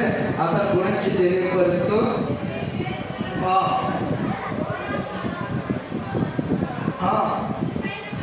చురుకైన పని వారిని పంపుచున్నారని. చూడండి, ఇక్కడ మనం చూసినట్లయితే అక్కడ దేవుడు తెలియపరుస్తున్నాడు ఏమనంటే చురుకైన వారిని పంపుచున్నారు. అంటే ఇక్కడ మనం చూసినట్లయితే దేవుని యొక్క పని అక్కడ సొలొమోను మందిరాన్ని కట్టించడానికి దేవుడు అక్కడ హీరాము అక్కడ దావీదు ఇద్దరు కూడా ప్రాణ స్నేహితులు కనుక అక్కడ సొలొమోను మందిరాన్ని కట్టించడానికి దేవాది దేవుడు సొలొమోనుని ఏర్పరచుకున్నాడు కనుక అందుకే అక్కడ హీరాము తన ప్రాణ స్నేహితుడైనటువంటి దావీదు దేవుని యొక్క మందిరాన్ని కట్టించాలని ఆలోచన కలిగి సంకల్పం కలిగి ఉన్నాడు కనుకనే ఇటువంటి వారు అయితే ఇదిగో ఆ యొక్క మందిరం పనిలో చాలా చురుకుగా పనిచేస్తారని అక్కడ సొలొమోనుతోటి దేవాది దేవుడు తెలియపరుస్తాడు. 5వ మాట కూడా మనం చూడండి దేవుని యొక్క వాక్యం నుంచి మనం చూసినట్లయితే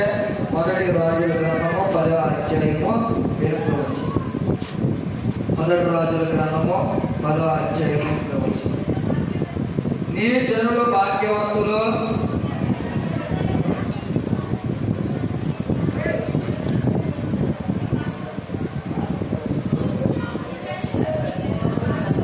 నీ జనులు భాగ్యవంతులు, నీ ముందర ఎల్లప్పుడూ నిలిచి నీ జ్ఞానవచనం వినిచుండు నీ సేవకులు భాగ్యవంతులు. ఎవరు భాగ్యవంతులు అంటే నీ జనులు భాగ్యవంతులు. ఎవరైతే దేవుని నమ్ముకుంటారో వారే భాగ్యవంతులు. చూడండి, ఇక్కడ పాట పాడతారు, ధన్యమో ఎంతో ధన్యమో యేసయ్యను కలిగినటువంటి జీవితాలు. ఎవరైతే యేసయ్యను కలిగి ఉంటారో వారి జీవితాలన్నీ కూడా ఎలా ఉంటాయంటే ధన్యంగా ఉంటాయి, దీవెనకరంగా ఉంటాయి, ఆశీర్వాదకరంగా ఉంటాయి. అందుకే జ్ఞాని అయినటువంటి సొలొమోనుతోటి అక్కడ శాపాదేశపు రాణి ఆయన యొక్క జ్ఞానాన్ని శోధించడానికి భూమి ఆకాశం నుండి దిగంతం నుండి వచ్చి అక్కడ సొలొమోను యొక్క జ్ఞానాన్ని చూసి ఆ జనులు వింటున్నటువంటి మాటలన్నీ కూడా చూసి తెలియపరుస్తుంది ఏమనంటే నీ జనులు భాగ్యవంతులు, నీ ముందర ఎల్లప్పుడూ నిలిచి నీ జ్ఞానవచనంలో వినుచుండు నీ సేవకులు భాగ్యవంతులు. ఎవరు భాగ్యవంతులు అంటే ముందుగా జనులు భాగ్యవంతులు, తర్వాత సేవకులు భాగ్యవంతులు. ఎవరైతే దేవుని యొక్క వాక్యాన్ని హృదయపూర్వకంగా వింటారో వినుట ద్వారా ఏం కలుగుతుందంటే విశ్వాసం కలుగుతుంది. అందుకే మొట్టమొదటిగా మనం ఏం చేయాలంటే వినాలి. వింటే ఎప్పుడైతే వింటామో అప్పుడే మనకి విశ్వాసం కలుగుతుంది. కనుక ఇక్కడ శాపాదేశపు రాని ఈ మాటలను తెలియపరుస్తుంది. కలుగుతుంది. చూడండి మత్తయి సువార్త మనము 12వ అధ్యాయం 42వ వచనంలో మనము చూసినట్లయితే చక్కటి మాట మనకు కనబడుతుంది. 12వ అధ్యాయము 42. దక్షిణ దేశపు రాణి ఈ తరం వారితో నిలబడి వారి మీద నేర స్థాపన చేయను. ఆమె సొలొమోను జ్ఞానం వినుటకు భూమి అంతము నుండి వచ్చెను. ఇదిగో సొలొమోను కంటే గొప్పవాడు ఇక్కడ ఉన్నాడు. చూడండి ఇక్కడ ఎవరు ఉన్నారంటే సొలొమోను కంటే గొప్పవాడు ఎక్కడ ఉన్నాడంటే దేవుని యొక్క మందిరంలో ఉన్నాడు, దేవుని యొక్క సన్నిధిలో ఉన్నాడు. కనుక దేవుని దగ్గరికి ఎవరైతే వచ్చి ఎవరైతే ఆయన జ్ఞాన వచనములు వింటారో వారందరూ కూడా ధన్యులని దేవుని యొక్క వాక్యం, భాగ్యవంతులని దేవుని యొక్క వాక్యము తెలియజేస్తుంది. కనుక ఇక్కడ మనం చూసినట్లయితే విమర్శ సమయమున దక్షిణ దేశపు రాణి ఈ తరం వారితో నిలబడి వారి మీద నేర స్థాపన చేయదు. చూడండి ఇక్కడ ఏంటంటే దక్షిణ దేశపు రాణి. రాణి అంటే ఏంటంటే దేశాలను పరిపాలన చెయ్యాలి. దేశంలో ప్రజలందరూ కూడా ఎలా ఉన్నారో వారి యోగక్షేమాలన్నీ కూడా తెలుసుకుని వారిని పరిపాలించాలి. ఆమెకి రాజ్యం ఉంది, పరిపాలన చేయడానికి అధికారం ఉంది. అయినప్పటికీ కూడా రాజ్యాన్ని విడిచిపెట్టి అధికారాన్ని విడిచిపెట్టి ఇదిగో నేనే జ్ఞానవంతురాలను, నాకంటే జ్ఞానం కలిగిన వాడు ఇంకొకడు ఉన్నాడా అని తెలుసుకుని ఏం చేస్తుందంటే అక్కడ మరి సొలొమోను గారి నుంచి మనం చూసినట్లయితే గూఢార్థమైనటువంటి ప్రశ్నలను అడగడానికి వచ్చింది. ఈమె అవమానపరచడానికి, సిగ్గుపరచడానికి సొలొమోను దగ్గరకు వచ్చింది. ఈమె అడిగినటువంటి ప్రతి ప్రశ్న కూడా ఏం చేశాడంటే టకటక టకటక తడుకోకుండా సమాధానం చెప్పాడు. ఎప్పుడైతే ఆ యొక్క సమాధానం చెప్పిన తర్వాత సొలొమోనుతో ఇదిగో ఇది అక్కడ మాట చక్కటి మాట చూడండి. మొదటి రాజుల గ్రంథము 10వ అధ్యాయంలో మొత్తం 9వ వచనం నీ యందు ఆనందించి నిన్ను ఇశ్రాయేలు మీద రాజుగా నియమించిన నీ దేవుడైన యెహోవాకు స్తోత్రము కలుగును గాక. చూడండి ఇశ్రాయేలు మీద రాజుగా నియమించినటువంటి దేవునికి స్తోత్రం కలుగును గాక. ఈమె దేవుడు అంటే ఎవరో కూడా తెలియదండి. అయినా సరే దేవుడి యొక్క సన్నిధిలోకి వచ్చిన తర్వాత ఏం చెప్తుందంటే దేవునికి స్తోత్రం కలుగును గాక అని దేవుడిని ఏం చేస్తుందంటే స్తుతిస్తుంది. అందుకే 5వదిగా ఎవరు భాగ్యవంతులు అంటే ఈ జనులు భాగ్యవంతులు. ఈ రోజున ఎవరైతే దేవుని యొక్క సన్నిధానానికి వచ్చి దేవుని యొక్క వాక్యాన్ని విని ఆత్మీయంగా బలపడతారో వారే భాగ్యవంతులుగా దేవాది దేవుడు తెలియపరుస్తున్నాడు. కనుక ఆయన వాక్యాన్ని మనకే ఇవ్వడానికే ఆయన ధనవంతుడై ఉండి కూడా మన నిమిత్తం ఆయన ఎలా మార్చబడ్డాడంటే దరిద్రుడుగా, ఒక దీనుడుగా, ఒక రిక్తుడుగా ఆయన మార్చబడి ఉన్నాడు. చూడండి 2వ కొరింథీయులకు రాసినటువంటి పత్రిక 8వ అధ్యాయము 9వ వచనం.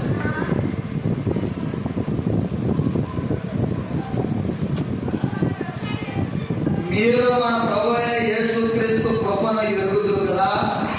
ఆయన ధనవంతుడై ఉంటే మీరు తన దారిద్ర్యం వలన ధనవంతులు కావాలని మీ నిమిత్తం దరిద్రుడై. ఎవరి నిమిత్తం అంటే మనందరి నిమిత్తం, మన పిల్లల నిమిత్తం, మన నిమిత్తం, నా నిమిత్తం కూడా ఏం చేశాడంటే ఆయన ధనవంతుడై ఉండి కూడా సింహాసనం మీద కూర్చుని ఎప్పుడు దూతలతోటి పరిశుద్ధుడు పరిశుద్ధుడు పరిశుద్ధుడని కొనియాడబడుతూ ఉంటే ఆ సింహాసనాన్ని విడిచిపెట్టి ఈ భూలోకానికి రిక్తుడుగా, ఒక దరిద్రుడుగా, ఒక దీనుడుగా వచ్చి నిన్ను నన్ను ఆయన ఏం చేస్తున్నాడంటే ధనవంతులుగా చేస్తున్నాడు. ఈ రోజున మనం ధనవంతులుగా మరి ఉన్నామంటే ఆయన యొక్క దరిద్రత వలనే, దారిద్ర్యం వలనే ఈ రోజున దేవుడి ద్వారా మనం అందరం కూడా ధనవంతులుగా మార్చబడుతున్నాం. అందుకే అపోస్తులైనటువంటి పౌలు గారు తెలియపరుస్తున్నారు, ఆయన ధనవంతుడై ఉంటే మీరు తన దారిద్ర్యం వలన ధనవంతులు కావాలని మీ దరిద్రుడు ఆయన. చూడండి, దేవుడు అంటే మన నేనంతా ఎలా మారిపోయాడంటే దరిద్రుడుగా ఆయన మారిపోయాడు. ఎందుకు మారిపోయాడంటే నా పిల్లలు ధనవంతులుగా ఉండాలని, నా పిల్లలు ఐశ్వర్యవంతులుగా ఉండాలని, నా పిల్లలు అభివృద్ధిలో ఉండాలని, నా పిల్లలు మేలులు పొందుకోవాలని, నా పిల్లలు ఉపకారాలు పొందుకోవాలని మనందరి నిమిత్తం కూడా ఆయన ఏమైపోయాడంటే దరిద్రుడుగా ఆయన మార్చబడి ఉన్నాడు. కనుక ఈ రోజున ఆశీర్వాదం అనేది ఊరికే మనం పొందుకోవట్లేదు, కానీ ఆయన చేసినటువంటి కృషిని బట్టి, ఆయన చేసినటువంటి త్యాగాన్ని బట్టి ఈ రోజున మనం అందరం కూడా దరిద్రులుగా, మనం అందరం కూడా ధనవంతులుగా ఉన్నాము. కనుక ఆ యొక్క దరిద్రత అనేది, ఆ యొక్క శాపం అనేది, ఆ కీడు అనేది దేవాది దేవుడు తొలగించి మనం అందరినీ కూడా గొప్ప ఐశ్వర్యవంతులుగా దేవుడు మనలో ఉంచుతున్నాడు. కనుక ఆయన చేసినటువంటి ఆ యొక్క కృషిని, ఆ యొక్క త్యాగాన్ని మనము ఎప్పుడూ కూడా మర్చిపోకుండా ఈ రోజున నేను ఈ స్థితిలో ప్రభా ఉన్నానంటే కేవలం ఈ కృపని ఎప్పుడూ కూడా మనం జ్ఞాపకం చేసుకుని ఆయన పరిశుద్ధ నామాన్ని బట్టి కృతజ్ఞతాస్తుతులు చెల్లించినప్పుడు దేవాది దేవుడు ఆయన కృపలో మనల్ని దీవిస్తాడు, ఆశీర్వదిస్తాడు, వర్ధిల్లింపజేస్తాడు. కనుక అట్టి కృప మనమందరం కూడా పొందుకునే వారమై ఉందాం. 5 మాటలు చెప్పానంటే, మొట్టమొదటిగా కుమారుని సంపాదించుకోవడం భాగ్యం, రెండవదిగా నీ సన్నిధిలో నిలుచు భాగ్యాన్ని నేను నీకు ఇస్తును, మూడవది మనం చూసినట్లయితే విశ్వాసమందు భాగ్యవంతులుగా మనము తీర్చబడుతున్నాం, నాలుగవదిగా మనం చూసినట్లయితే చురుకుగా నుండుట గొప్ప భాగ్యం, ఐదవది మనం చూసినట్లయితే నీ జనులు భాగ్యవంతులు. ఎవరు భాగ్యవంతులు అంటే ఆయన ప్రజలే భాగ్యవంతులు. కనుక మనం చెప్పాలంటే ఇంకా 2 మాటలు ఉన్నాయండి. ఒకటేమో మోషే గురించి ఉంది 6వ మాటగా, ఇంకోటి ఏమో మన ప్రభు అయిన యేసుక్రీస్తు గురించి ఉంది. పిలుపులు రాసినటువంటి పత్రిక 2వ అధ్యాయం ఆ యొక్క 2 మాటలు చెప్పట్లేదు. దేవుని యొక్క కృపను బట్టి ఎప్పుడైనా అవకాశం ఉన్నప్పుడు ఆ యొక్క మాటలు మనము ధ్యానం చేసుకునేవారు. అటు కృప పరిశుద్ధాత్మ దేవుడు మన ఇంట్లో ఫలభరితంగా మార్చడం కాక చిన్న ప్రార్థన చేసుకున్నామని అందరూ కూడా కళ్ళు మూసుకున్నట్లయితే ప్రార్థన. మమ్మల్ని మిక్కులుగా ప్రేమించిన మా ప్రియ పరలోకపు తండ్రి, నీ ఘనమైన శ్రేష్టమైన నామాన్ని బట్టి నీకు స్తోత్రాలు చెల్లిస్తున్నాం దేవా. అయా యొక్క ప్రభా పరిశుద్ధ దినమ రోజున ఇంతవరకు కూడా మేము నిలబడి ప్రభా కూడి వచ్చినటువంటి నీ ప్రియ బిడ్డలందరికీ కూడా 5 మాటలు వివరించాం ప్రభా. ఇదిగో ఎవరు భాగ్యవంతులనే అంశం మీద ప్రభా నీ మాటలు తెలియపరిచి ఉన్నాం కనుక ప్రభా నీ సన్నిధిలో నిలిచేవారు భాగ్యవంతులు ప్రభా. నీ యొక్క నాయన జ్ఞానవచనము ప్రభా వినివారు భాగ్యవంతులు, చురుకుగా నుండి వారు భాగ్యవంతులు ప్రభా. విశ్వాసమందు వారిని మీరు భాగ్యవంతులుగా చేస్తున్నారని ప్రభా. నాయన కుమారుని సంపాదించుకోవడం ప్రభా భాగ్యమని ప్రభా 5 మాటలు తెలియపరిచి ఉన్నాం కనుక విన్న మాటలు ఎవరు కూడా విడిచిపెట్టుకోకుండా వారి హృదయాల్లో భద్రపరుచుకుని నీ యొక్క వాక్యానుసారంగా నడిచి అయ్యా ప్రభా జకర్యా గ్రంథంలో యెహోషువతో ప్రభా మీరు తెలియపరిచారు ప్రభా. నా సన్నిధిలో నిలిచి భాగ్యం నీకు ఇస్తున్నాను మీరు మాట్లాడారు ప్రభా. అయ్యా నీ సన్నిధికి వచ్చి ప్రభా ఎంతమంది బిడ్డలైతే ప్రభా నీ సన్నిధికి ప్రభా దూరం అయిపోయి ఉన్నారు ప్రభా, వారు కూడా నీ సన్నిధానానికి నడిపించబడి ప్రభా నీ సన్నిధిలో నీతో సహవాసం చేసే గొప్ప భాగ్యాన్ని ధన్యతను వారికి కూడా మీరు అనుగ్రహించేయండి. ప్రతి ఆదివారం కూడా ప్రభా మారకుండా వస్తున్నటువంటి బిడ్డలు కూడా ప్రభా ఆత్మీయంగా నీ యొక్క సన్నిధిలో ప్రభా బలపడి నీ ద్వారాగా ప్రభా దీవెనలో ఆశీర్వాదాలు పొందుకొని ప్రభా ఇదిగో ప్రభా దాని లోపలికి వచ్చినప్పుడు దీవించబడతావు, బయటకు వెళ్ళినప్పుడు కూడా దీవించబడతావు అని వాక్యం తెలియజేసిన రీతిగా ప్రతి ఒక్కరు కూడా నీ దీవెనలతో నీ ఆశీర్వాదాలతో నింపబడేటట్లుగా నీ యొక్క సన్నిధిని తోడుగా ఉంచి అట్టి కార్యములు మా అందరి పట్ల కూడా ప్రభా మీరే జరిగించి కార్యసిద్ధి జరిగించమని నజరేయుడైన యేసుక్రీస్తు నామములో అడిగి పొందుకుని ఉన్నాం పరమ తండ్రి.